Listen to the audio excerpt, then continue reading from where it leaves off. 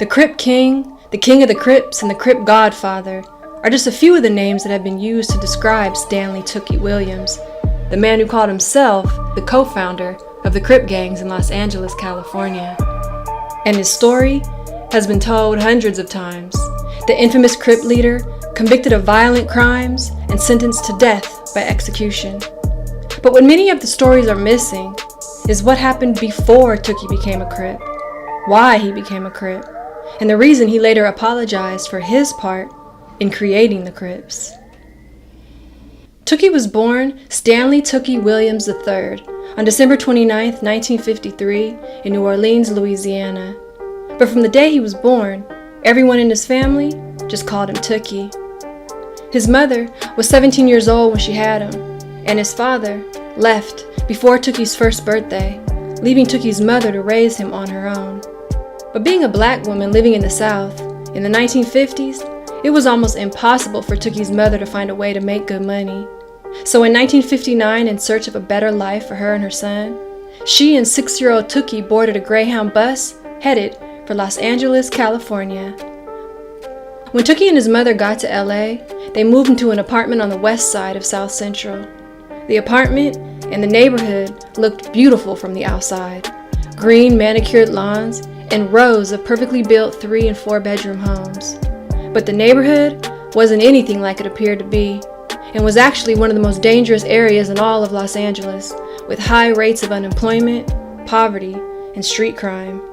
Drugs, violence, prostitution, all of it was right outside Tookie's front door. The first time he went outside to play, he got into a fist fight with kids from the neighborhood who jumped him to see how tough he was. He was 6 years old. From that day on, Tookie learned that conflict and brutality was a regular thing in South Central. Every day he stepped outside, he'd witness different acts of cruelty and rage. Fighting neighbors, hustlers preying on the weak and vulnerable, and criminals violently taking what didn't belong to them. Everybody was at war over something. The cold and tough way of his neighborhood wasn't the only thing Tookie was subjected to as a kid. He also had to deal with racist 1960s police officers who would harass and attack South LA residents of all ages without cause.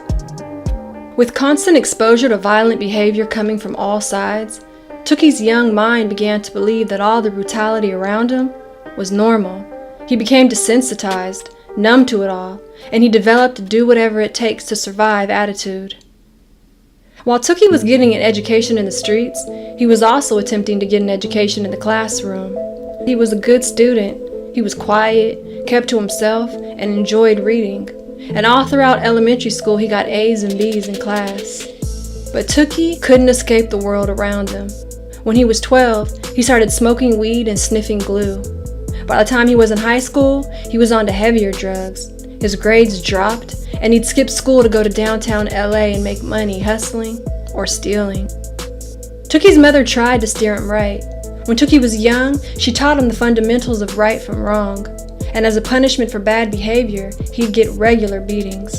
And when Tookie got older, she would take him to church 2 and 3 times a week, and had him seeing a psychiatrist to treat him, because she believed there was something wrong with him, mentally.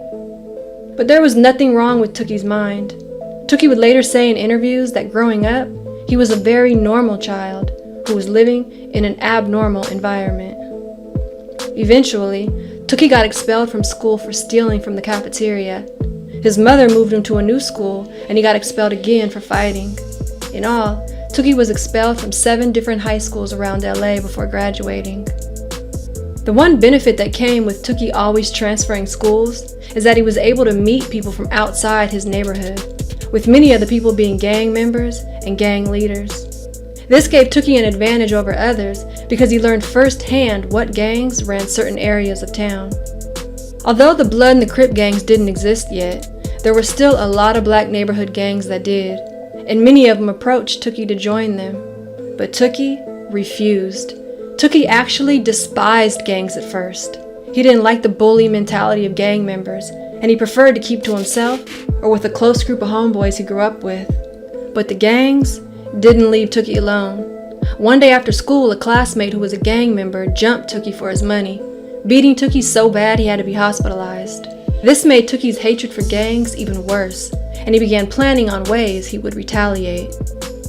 Then, after one of his closest friends also got jumped, Tookie vowed to go against all gangs. He got better at fighting and would never back down from a fight with a gang member. And if he lost, he would fight that same person every day until he won. Tookie gained a reputation as being one of the best fighters in South Central Los Angeles, knocking people out with one punch. Tookie's determination to defend himself and friends from gang members was so strong that people from other schools and neighborhoods would come get him when they needed help or protection from bullies. As Tookie's reputation grew, so did his drug use. When he was 15, he overdosed on pills, downers that were called Red Devils, and he had to go to the hospital to get his stomach pumped. The day after getting out of the hospital, he was arrested and sent to juvenile hall for drug use. This was the first day of many Tookie would have at juvenile hall between the ages of 15 and 17. During his time in juvenile hall, Tookie learned how to lift weights. He became addicted to transforming his body and becoming bigger and stronger.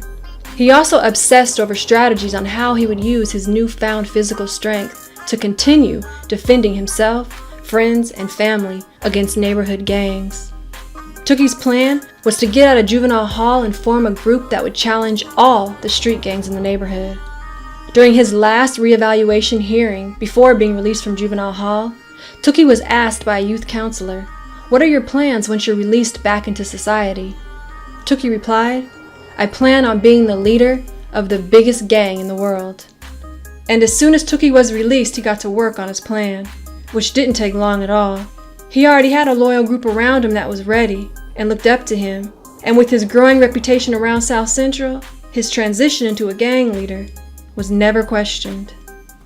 But Tookie's gang wasn't actually supposed to be a gang in the traditional sense.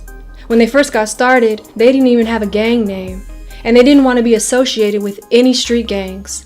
Their only mission was to retaliate and protect themselves from gang members who threatened them. And they carried out this mission daily. Even though they were much smaller than the already established gangs in the neighborhood, Tookie and his group made noise throughout the entire city as they savagely attacked unsuspecting gang members, one after the other. And Tookie made sure that everyone he attacked knew it was him who did it. Then, in 1971, a few months after Tookie began his rally against street gangs, he met Raymond Washington. Raymond Washington was from the east side of South Central and had started the Crips a few years earlier. After a few conversations between Tookie and Raymond Washington, the two decided to form an alliance between Tookie's group on the west side and Raymond's Crip gang on the east side.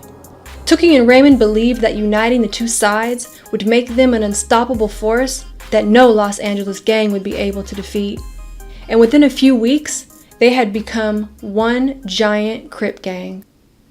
But even after joining forces with Raymond, Tookie still didn't like the idea of being a gang. And for a short time, he continued to try and keep up with his original plan of only attacking as a means of self-defense. But as the revenge attacks against other gangs became more violent, and the Crips got bigger and took on more enemies, the shift into Tookie becoming an LA gang member was inevitable. Soon, Tookie became exactly what he was trying not to be. He became the same kind of bully he had set out to protect himself and others from. He would intimidate people and take whatever he wanted. Tookie later said in his autobiography that he and the Crips terrorized the city and made it a living hell. By the time Tookie was 20 years old, the Crips outnumbered all other gangs in LA, and Tookie was rapidly recruiting more members. People started calling him the Crip King. He was the most known and the most targeted gang member in Los Angeles. Rival gang members wanted him dead, and the LA Police Department had him under constant surveillance, labeling Tookie as the Crips' leader and blaming or arresting him for every reported incident involving the Crips. In the middle of all of this, Tookie also had a full-time job as a counselor at a youth group home in Compton, California. He'd been hired for the job by the group home's director, who had met Tookie when Tookie was a kid doing time at a camp for troubled youths. Tookie's job at the group home was to counsel 12 and 13-year-olds and work to keep them from joining gangs, which wasn't easy to do, since most of the kids already knew who Tookie was and wanted to be just like him. Everyone knew who Tookie was. All the stories of his fearless acts against rival gangs had been shared and spread throughout the streets of LA for years, and it lifted him to legendary status. And not only was he recognized as Crip royalty, he was also becoming a well-known bodybuilder, getting so big he was asked to appear on the popular 70s variety show, The Gong Show. He even had plans to compete in a major bodybuilding competition, but was denied the opportunity to compete after it was discovered he was a gang leader. Promoters of the competition feared Tookie's reputation would bring negative attention to the sport. But Tookie continued lifting weights every day, and he got to where he could bench press 500 pounds.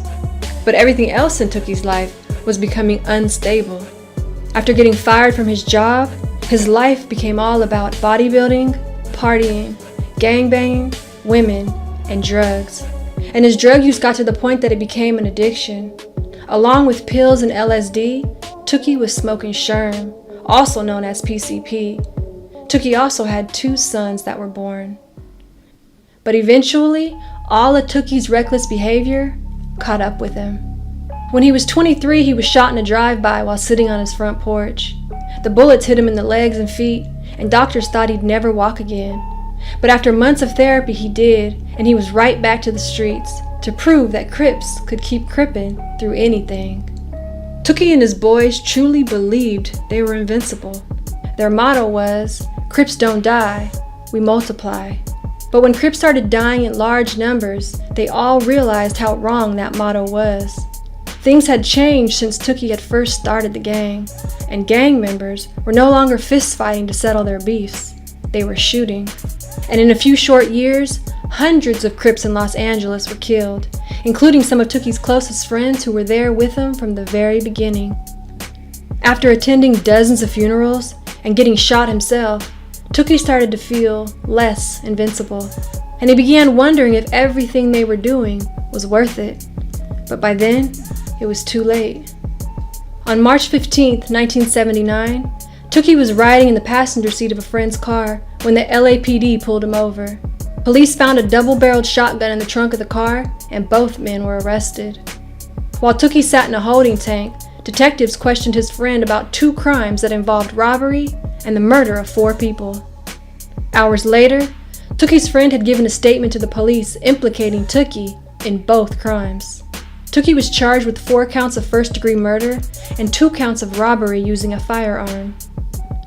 Prosecutors alleged that on February 28, 1979, Tookie and 2 other gang members killed a store clerk while robbing a 7-Eleven. The prosecution then claimed that 11 days later, Tookie broke into the office of a motel and killed 3 of the motel employees during a robbery.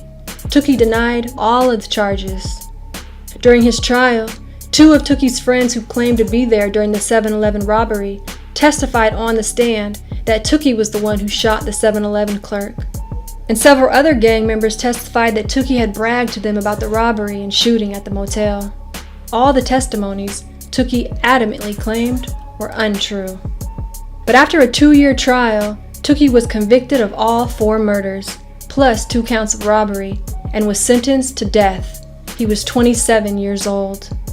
Tookie was sent to California's San Quentin State Prison, and all his appeals from then on were denied. During Tookie's first few years in prison, prisoners and prison guards would make it a point to go by his cell just to look at him. His name was as famous behind bars as it was on the streets, and just like on the streets, Tookie remained an active gang member, even while sitting on death row. This led to him being put in solitary confinement for 6.5 years. While in solitary confinement, Tookie started reading and studying history. He started educating himself and began soul-searching. And for the first time, he saw a life outside of being a gang member, and he wanted to share his experience. 16 years after entering prison, Tookie wrote an 8-book series of children's books. The books warned children of the dangers of gangs and drugs. He then wrote a book called Life in Prison that was a warning of where gang life could lead. Life in Prison won 2 National Book Awards. In 2004, Tookie continued his effort to bring awareness to the destructiveness of gangs when he released his memoir, Blue Rage, Black Redemption, which got him nominated for a Nobel Peace Prize. In Blue Rage Black Redemption, Tookie wrote that after having years of time to reflect, he realized that as the Crip King, he was being celebrated for destroying his own people. And although he maintained his innocence for the crimes he was committed, he did apologize for his part in helping to create the Crips, and for that having led to the loss of thousands of lives, of gang members and innocent people caught in the crossfire, who all died, he said, for a cause that meant nothing. Hoping his words would reach as many people as possible, Tookie also took part in numerous programs to promote peace between rival gangs in Los Angeles. From prison, he recorded a video to help get his message across. And even though Crip gangs had split into hundreds of different sets around LA, and there was no longer a clear leader among any of them, when Tookie talked, people still listened. Working together, we can put an end to this cycle that creates deep pain in the hearts of our mothers, our fathers, and our people who have lost loved ones to this senseless violence. As Tookie displayed his newfound self and his path towards redemption, his opponents accused him of being insincere. They believed he was incapable of change and unworthy of redemption. Many said Tookie was only claiming he'd changed so he could escape the death penalty. But prison advocates, friends, and people from the community believed and celebrated Tookie's transition, and they petitioned for years to get Tookie's sentence commuted to life in prison. And on the day of his scheduled execution, thousands of people showed up to San Quentin to protest outside the prison walls. But none of Tookie's legal requests were approved, and his final request for a stay of execution from the governor was denied. On December 13, 2005, Stanly Tookie Williams III was executed by lethal injection. He was 51 years old. In Tookie's final years, he did his best to reverse the damage caused by the rise of street gangs, and he used his reputation as the Crip King to help put an end to gang violence. But even after everything he said and did, most people today only know him as being the man who created one of the biggest gangs in the world. But what Tookie wanted to be remembered for is showing that anyone is capable of changing their life around. In one of his final quotes, he said, "Even the lowest of the lowlife, despite their circumstances, can transform and redeem themselves."